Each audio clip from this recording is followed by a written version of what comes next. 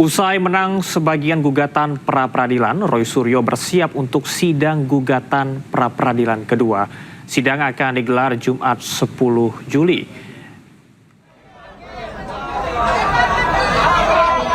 Roy Suryo kini juga mengincar pembatalan status tersangkanya di pra-peradilan kedua. Pra-peradilan terbaru ini akan menjadi upaya hukum yang ditempuh terkait dengan sah atau tidaknya penetapan tersangka. Penetapan tersangka menggunakan pasal 32 Undang-Undang ITE yang dinilai Roy dan tim kuasa hukum tidak sesuai. Selain gugatan pra-peradilan kedua, Roy Suryo juga telah mengajukan gugatan perbuatan melawan hukum ke Pengadilan Negeri Jakarta Utara.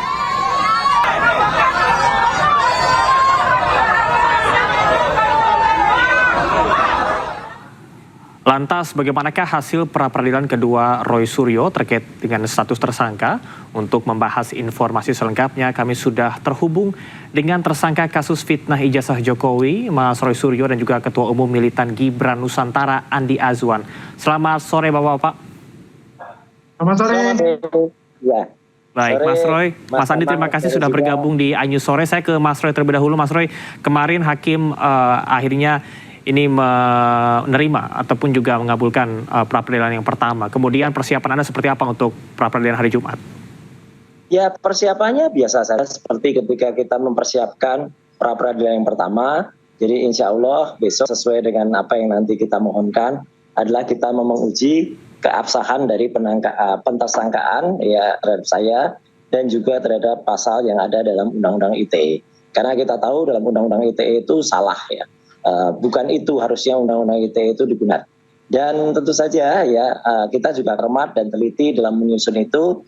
Jadi insya Allah ini akan sama dengan nanti apa yang kemarin kita lakukan dalam pra-peradilan yang pertama. Kan itu terbukti bisa untuk mengkoreksi tindakan dari kepolisian sehingga makin presisi. Karena jelas bahwa yang kemarin kan kita semuanya diterima ya, yang 3 itu. Kemudian ada beberapa yang tidak diterima itu ya karena memang tidak esensial gitu ya. Jadi yang paling pokok itu adalah penangkapan, penahanan, dan juga penggeledahan itu semuanya ditolak atau dikatakan tidak sah. Itu persiapan kami untuk besok Jumat, tanggal 10 Juli jam 9 pagi. Ya, saya ke Mas Andi. Mas Andi, bagaimana Anda membaca putusan pra-peradilan yang akhirnya dikabulkan sebagian oleh hakim? Ya, terima kasih ya. Kalau itu ya kita mengucapkan selamat ya kepada Mas Roy ya. Untuk pra-peradilan pertama ini diterima sebagian dari permohonan dari Mas Roy dan pra-peradilan ini. Ya, yang jelas kan kalau kita melihat pra-pid yang kemarin itu ya beliau juga nggak ditahan gitu ya. Dan ini kan cacat, katakanlah cacat formil lah istilahnya ya, prosedural untuk itu. Tapi kan secara materialnya itu kan tetap berjalan, tetap pokok perkara itu tetap menunggu dari pra-pid ini kan selesai ya. Kalau diajukan lagi yang namanya pra-pid kedua ya, karena memang dalam Undang-Undang KUHP yang baru itu, Undang-Undang nomor 20 tahun 2025 itu kan tidak ada batasan ya, saya nggak tahu sampai mana batasannya untuk itu. Tapi yang jelas itu adalah hak konstitusi dari Mas Roy ya. Tapi kalau kita dari hal ini ya sebagai yang berperkara, katakanlah dari pihak Pak Jokowi, ya kita malah menunggu ini di sidang pokok perkara gitu. Kapan ini Mas Roy ini gentle ya kan? Seperti ini gentle banget. Dokter Tifa gitu kan, langsung kita masuk ke pokok perkara seperti itu karena ya biar bagaimanapun juga ya keyakinan saya apa yang terjadi ini ya seperti penguluran waktu aja lah untuk di sidang pokok perkara. Oke, baik, langsung ke pokok perkara. Mas Roy, bagaimana tanggapan Anda tadi disebutkan bahwasanya penggeledahan, penangkapan, penahanan memang tidak sah tapi penyidikan tetap berjalan. Maknanya apa untuk Anda, Mas Roy? Ya nggak apa-apa, kan memang kita tidak memprapitkan penyidikannya, kita memang tidak memprapitkan pokok perkara.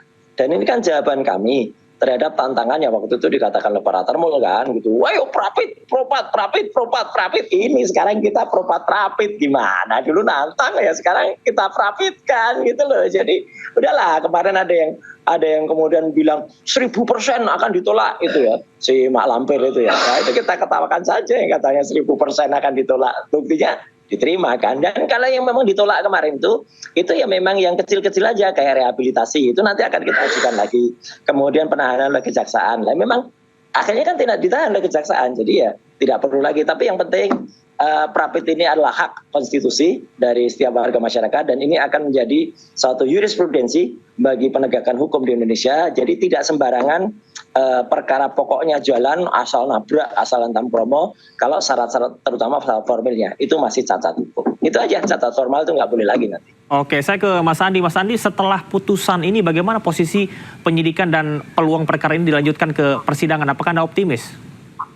Ya kita optimis untuk itu. Memang kita kan nggak fokus masalah Prapit, kan itu bukan ranah kita. Fokus kita kan di pokok perkara itu, ya. Kalau itu kan hak konstitusinya dari Mas Roy untuk itu. Ya, yang kita tunggu ini kapan Mas Roy ini secara gentle kita ikut apa? Loh, ini malah gentle banget. Ya kan? Ya, ini kan sudah ada rencana tuh kan dari 2 ke 3 ke 4 ke 5, nah sampai kapan ujungnya berani bertarung di pokok perkara itu. Kan selama ini kan menunggu apakah Pak Jokowi akan hadir, ya, apakah Pak Jokowi akan hadir dalam sidang pokok perkara. Beliau kan sudah katakan akan hadir dalam sidang pokok perkara, ya kan, nanti di pengadilan. Dan ini kan lebih menarik sebetulnya seperti itu. Tapi apapun yang dilakukan nanti oleh Mas Suryo yang dalam Prapit yang kedua, ya saya berharap bahwa itu sudah yang terakhir gitu, selesai gitu. Ayo kita tarung nanti ya di pokok perkara gitu kan. Nah, besok kan gampang. Ya, pokok perkara itu gampang. Pokok perkara itu bang kecil ya, kan? Aja pokok perkara itu. Kan kalau kita ya oke lah ya, ini strategi dari penasihat hukum ya. Kalau kita katakan tahun kemarin untuk segera melakukan pra peradilan karena ada kriminalisasi dan sebagainya, ya karena dengan adanya Undang-Undang Nomor 20 tahun 2025 yang bisa Prapit berkali-kali, ya itulah yang kecerdikannya Roy Suryo lah untuk itu ya dengan penasihat hukumnya. Tapi yang jelas kita ini menunggu di sidang pokok perkara. Ya udah tunggu aja. Kalau memang tunggu aja dan biarkan Jokowi juga nunggu. Ya gitu. Yang jelas Prapit kemarin alhamdulillah menang Mas Samar. Jadi dan itu bukan satu langkah ya. Orang bilang katanya Prapit 1001, bahkan ada yang bilang 1000% pasti ditolak gitu. Kata ini ya, Mas Andi Asman kemarin bilang Prapit ditolak, bahkan sudah nyebar hoax tuh sehari sebelumnya. Udah ditolak. Ya ditolak sebagian. Ditolak sebagian. Baik Mas Roy, Mas Roy, kalau Anda apakah seandainya nanti pengadilan memeriksa pokok perkara, bukti apa yang menurut Anda paling Anda yakini dan juga menguatkan posisi Anda kalau begitu? Banyak buktinya, nanti tunggu aja deh di buktinya ya. Seperti Prapit kemarin kan nggak ada yang nyangka ya kita menghadirkan selain itu video CCTV videonya ya, kemudian kita hadirkan saksi-saksi dan juga ahli kan juga apa ya syarat-syaratnya kan gitu kan. Tunggulah nanti kita akan nampakkan nanti strategi kita nanti pada saat Prapit yang kedua. Nanti akan jelas apa-apa yang kita gunakan untuk katakanlah mempertanyakan atau memohonkan tentang Undang-Undang ITE itu pasal 32 dan 5 misalnya kayak gitu, dan juga penersangkaan. Nanti akan nampaklah saja ya. Dan orang yang sabar itu kekasih Tuhan ya gitu. Sabar, subur, insya Allah Subhanahu Wa Taala melindungi kita gitu. Ya, saya ke Mas Andi. Mas Andi, menurut Anda apa tantangan terbesar aparat penegak hukum saat ini? Karena memang kasus ini selalu dipersepsikan sebagai perkara bernuansa politik. Tanggapan Anda seperti apa, Mas Andi? Ya, kalau kita melihat ya apa yang terjadi, ya kita kan menyerahkan semuanya itu di persidangan, kita menyerahkan semua itu ke aparat penegak hukum. Jadi ini juga membuktikan tidak ada cawe-cawe secara politik dilakukan oleh Pak Jokowi. Yang selama ini kan diglorifikasikan bahwasanya Pak Jokowi cawe-cawe dalam kasus ijazah asli Pak Jokowi yang dituduh palsu ini. Tidak ada sama sekali, ini kan sudah terbukti, ya kan? Kemudian yang kedua yang selalu diglorifikasikan juga yaitu KUHP Solo gitu. Nah, mana ada KUHP Solo untuk di sini? Tidak ada sama sekali yang namanya cawe-cawe. Ya Mas Roy kan? Nggak ada itu cawe-cawe Pak Jokowi di sini. Apa itu? Ya apa yang dilakukan ini kan semua diserahkan kepada hukum. Jadi yang paling menarik itu nanti sebetulnya kalau di pokok perkara itu dibongkar-bongkar lah semua itu ya barang bukti. Apakah Mas Roy mempunyai barang bukti yang bisa di-challenge dengan barang bukti, dan juga saksi-saksi itu yang terpenting gitu loh. Karena disitulah kita bisa melihat apa yang dilakukan oleh Mas Roy itu adalah omon-omon ataupun ya kita bisa lihat dengan ini takut untuk di sidang pokok perkara, begitu Baik. Mas. Baik, Mas Roy, apakah Anda setuju Anda disebut framing artinya, Mas Roy? Silakan. Oh, nggak ada framing. Yang framing itu kan yang malah mau jalan-jalan ke seluruh Indonesia, ya gitu. Oke lah, jalan-jalannya tunda dulu, nanti adil dulu di sidang. Kita akan lihat dulu ya. Kalau memang Dokter Tifa jalan duluan, ya udah kita lihat Dokter Tifa jalan duluan, gitu ya. Untuk kemudian melihat apa yang terjadi dan Jokowi hadir nggak. Kalau Jokowi nggak hadir, nah, dan nggak boleh lo hadir secara Zoom. Ya enak aja mau hadirnya secara Zoom. Ya nggak boleh, dia harus hadir gitu. Mas Roy, jika nantinya pengadilan memutus berbeda dengan keyakinan Anda, apakah artinya Anda siap menerima putusan tersebut, Mas Roy? Silakan. Nggak apa-apa, putus siap-siap aja, kita nggak ada soal ya. Dan kita juga siap untuk kemudian melaksanakan semuanya. Yang penting mereka juga harus siap terhadap putusan yang ada, termasuk pelaksanaan KUHAP yang baru, termasuk pelaksanaan Prapit ya. Prapit itu boleh kapan saja, Prapit itu boleh kemudian menunda pokok perkara boleh. Jadi nggak ada soal itu. Ya tunggu aja, semua strategi akan kita gunakan. Baik, saya kembali ke Mas Andi. Mas Andi, ini kalau memang pra-peradilan berkaitan dengan status tersangka pengujian tersebut, apa kira-kira aspek hukum yang kemungkinan akan diuji dari pra-peradilan berkaitan dengan status tersangka ini? Apakah mungkin status tersangka ini dibatalkan? Dan kalau memang iya, seperti apa? Ya itu kan kita tidak bisa berandai-andai.